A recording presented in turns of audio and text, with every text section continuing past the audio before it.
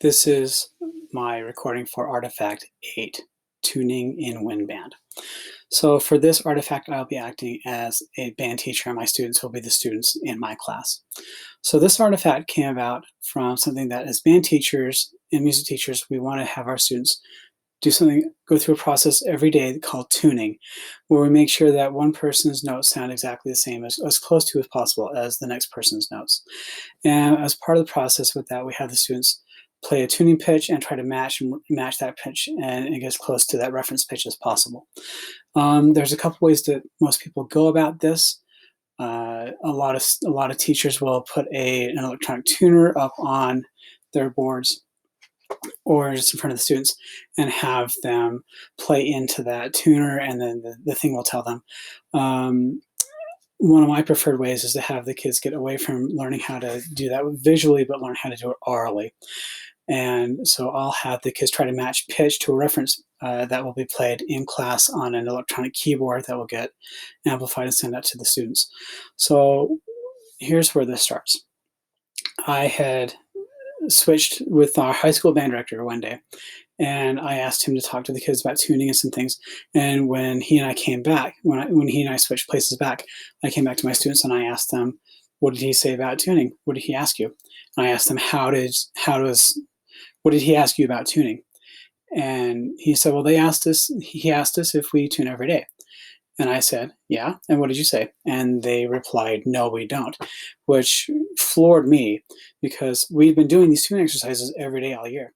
With the students telling another teacher that they didn't, that little assessment right there showed me that they didn't understand the process the way that I was teaching it. So I'd been researching from a bunch of different books over the last couple of years, and so I went back to those. One of them was called Tuning for Wind Instruments.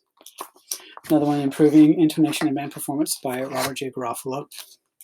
A new method book that had come out recently, Tuned In by a great composer, Brian Valmages.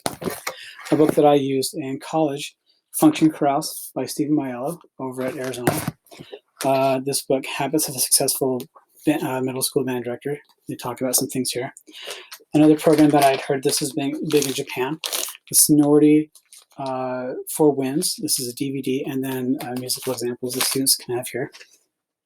This is one that was written by a local band director here in Utah. It's called Band Intonation Exercises. This is a reproducible PDF that I bought from his website. And then most recently, this book, Tuning with Technology, by Dr. John Dennis over in University of Texas. All of these books, all of these things reference tuning and how to tune with bands, and all of them talk about tuning in such a way that a lot of what I've been doing, where we have the kids reference a pitch and try to tune with that. But something that they do that I have not implemented until this assessment was the idea of having the students use what's called a pitch inventory. Now, all these books have a sheet. Now, the sheet's reproducible, but I'm not going to show it because the copyright says that you can use it for your classes, but to not distribute that work beyond the classroom. So to respect that, I'm going to just talk about what they do. What they do is they have a fingering chart that goes through the entire range of the instrument, which in some cases can be 2.5 or 3 octaves, which is a lot for a second or third year player to try to tune from. And so the idea is that you take the entire range of the instrument and you play that into a tuner, and then you mark on that sheet if you're sharp, flat, or what your pitch tendencies are. I decided that I wanted to take that idea from all of these books, all these resources, and I was going to pare that down a little bit more simply.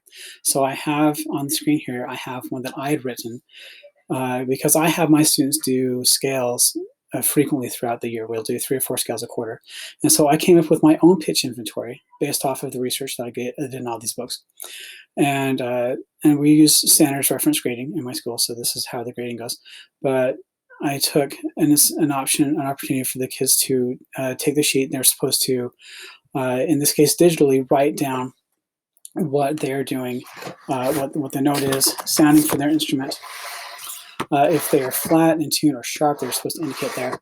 And then, so as part of that, and then at the end of that, they're supposed to do some reflection questions, describe their setup or one way to adjust the flat. And I wanted to set this up so it was gradual. So this is the first one that they did. Then the second one they did is in the key of F. and the questions get a little more reflective. How does this improve your ability to recognize out of tune notes? How does this improve your ability to play in tune? And with this one, I started to see some really great reflective answers where the kids were talking about how they were being able to recognize things, recognize pitch variances and intonation problems as they were playing. The concert E flat one, at the time this recording, is what they'll be doing in the next week or so.